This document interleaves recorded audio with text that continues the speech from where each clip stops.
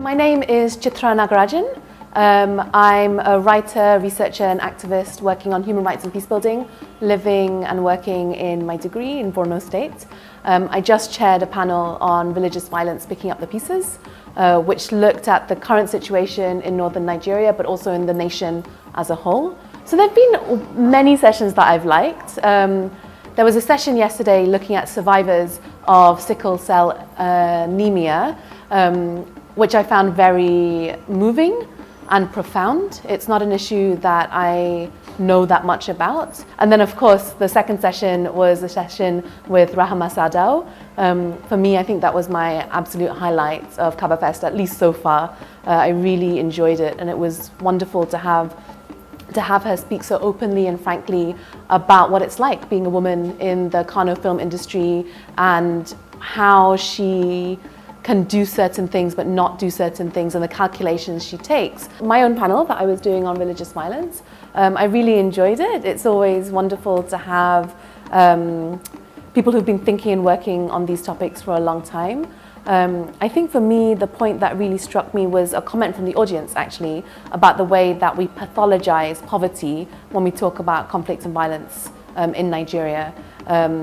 Even though we may talk about corruption and theft of resources by the wealthy, often when we talk about the root causes of violence, we name it as poverty, whereas I strongly believe it should be rather reframed as inequality. The problem are not the poor, the problem are the rich. And I was very thankful that that was a comment that came out very strongly from the audience. I think so a lot of the conversations about arts and literature at the moment that are visible to Nigerians are the ones taking place in the South. So we know about the Port Harcourt Book Fair, we know about Ake Festival, we know about La Baf, and they're all in really the Southwest and the South-South. It's not that there aren't things happening in the North. There are so many books being published in Hausa. Of course, we have the Kano film industry, we have photographers and writers and poets in northern Nigeria, but the rest of the country doesn't know about them. And I think the comment that the arts editor of The Guardian made yesterday was very telling.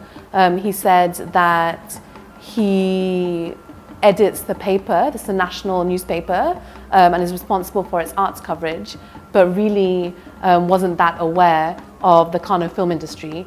And for me, this is why Kabafest and holding a festival in northern Nigeria, highlighting northern Nigerian artists, is really important, because we need to have a full national discussion about arts and literature and our place and their place in our society. And for that, we really need to represent and be aware of what's happening in other parts of the country beyond the South.